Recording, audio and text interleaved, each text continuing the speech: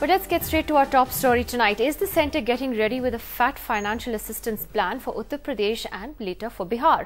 On Tuesday, top officials from UP held a meeting with the Prime Minister's office where Chief Minister Akhilesh Yadav's 18,000 crore wish list was discussed. The proposals, sources say, have been sent to various ministries now and final figures are being worked out. The government is also considering financial help for Bihar.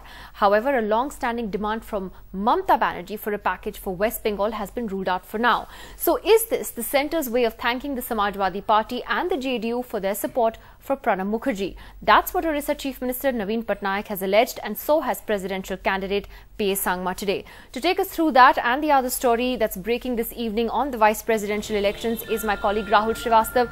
Rahul, first on these assistant packages, these economic packages, it's clearly a political link here that, you know, these parties have backed the government on Pranab Mukherjee and now are getting rewarded by the centre.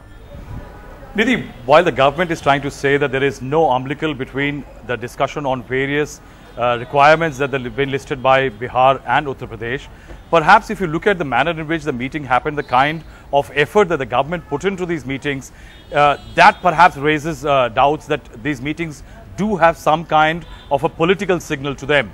First, what we can say is that 4 officers from UP came to meet officials in the PMO, and a virtual red carpet was rolled out. A red carpet, why do I say it? That nearly 18 Government of India secretaries were available in these meetings, which were held in 2 phases. 9 government secretaries available during these meetings in each phase. The Railway Board chairman was also available.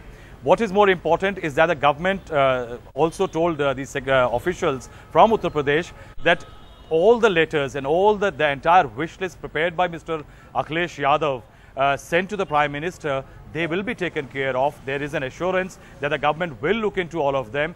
And what government officials on both the sides are saying, that the meeting was extremely fruitful.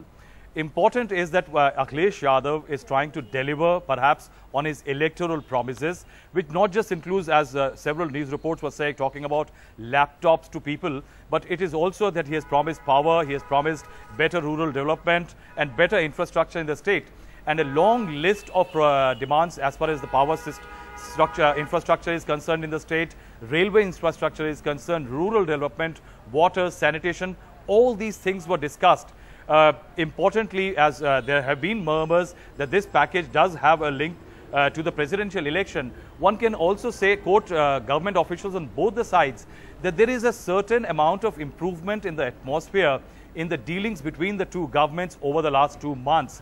Because one says that if one remembers what happened during Mayawati's tenure, the relationship was extremely acrimonious, and the relationship between the Congress and Samajwadi party during the election was acrimonious. Right. This certainly is a change. Linked to all of this, obviously, is the politics of what's happening these days. And then I'm coming to the vice presidential election next, because we've already heard Nitish Kumar and the JDU come out in support of Pranab Mukherjee.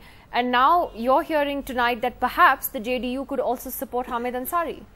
Yes, Nidhi, this is perhaps what was expected as far as the presidential election was concerned. It is a large electoral college. But even as far as the vice president's election is concerned, one realizes that a lot of political equations are going to change. This time around, it's a rare happening. All the 790 seats in the 2 houses are filled. All of them will be voting. The Congress is actually feeling upbeat, primarily because of the fact that though the TMC is virtually saying no to Mr. Hamid Ansari, it is averse to Mr. Ansari's name as a repeat candidate, primarily because the left perhaps is moving closer to supporting Mr. Hamid Ansari. But the fact also remains that somewhere the Congress is upbeat because the JDU might again break ranks from the NDA. So perhaps both these formations will see a little bit of realignment. Congress realizes that even if the JDU and the left do fulfill their promise of supporting Mr. Hamid Ansari, out of 790, if the halfway mark is 396, it already has nearly 444 votes. There are 110 odd seats which are still non-committal. That includes the Samajwadi party. Again, this meeting which was held yesterday, where perhaps promises were made, might bear dividends, that the Samajwadi party might think positively and actually tilt the scales in favor of Mr. Hamid Ansari. India's #1 news app just got even better. Download NDTV's new app. Fully optimized for retina display. Full screen view. Faster response time. And Sudoku.